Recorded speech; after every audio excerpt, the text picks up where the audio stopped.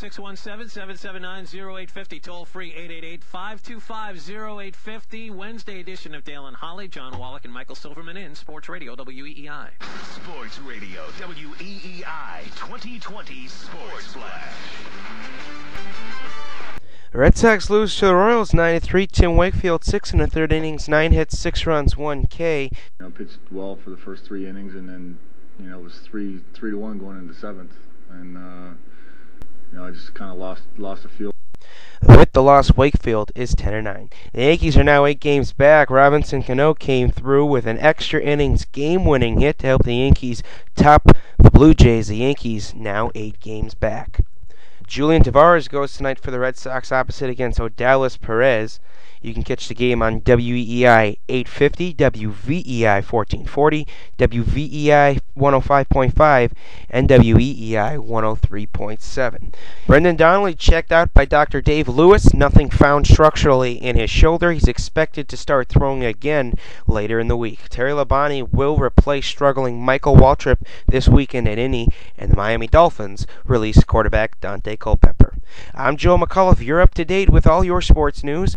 Chicopee Tigers post-game press conference. It's coming up next on New England Sports Radio Leader, WEEI. Thousands of people listen to WEEI, the Red Sox radio network, daily, and that makes it the perfect place to advertise your company. This isn't just baseball on radio, it's Red Sox baseball on radio. Contact WEEI sales representatives at 617-779-3505. That's 617-779-3505.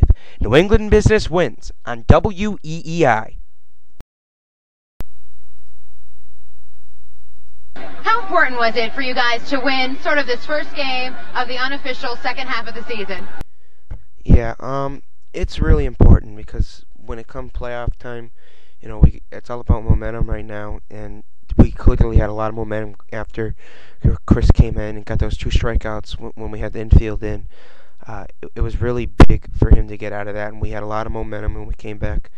The next inning, I got on base, and the bunt Tony put down was beautiful, and I made that mistake on tagging on a fly ball, but eventually came in on that pass ball. So it's really big to get that momentum going into the next game, championship game. It's really big for us. We're excited to be there. How would you assess that outing?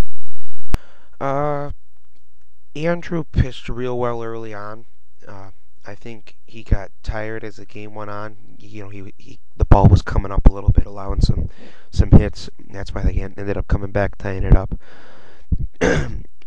He didn't walk many people today, which was real big. I think he only walked 1 or 2, which it was a big improvement for him because walks have been really hurting us all season, even though we have a good record. But for the most part, he kept the ball down, made pitches when he needed to, got a lot of strikeouts today. You could tell he was getting fatigued as the game went on.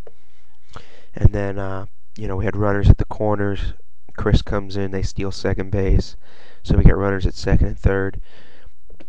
And, he makes that pitch with the infield in, with the outfield, something we haven't practiced that much. And he makes that pitch to get that strikeout, which was big, put us back in regular depth.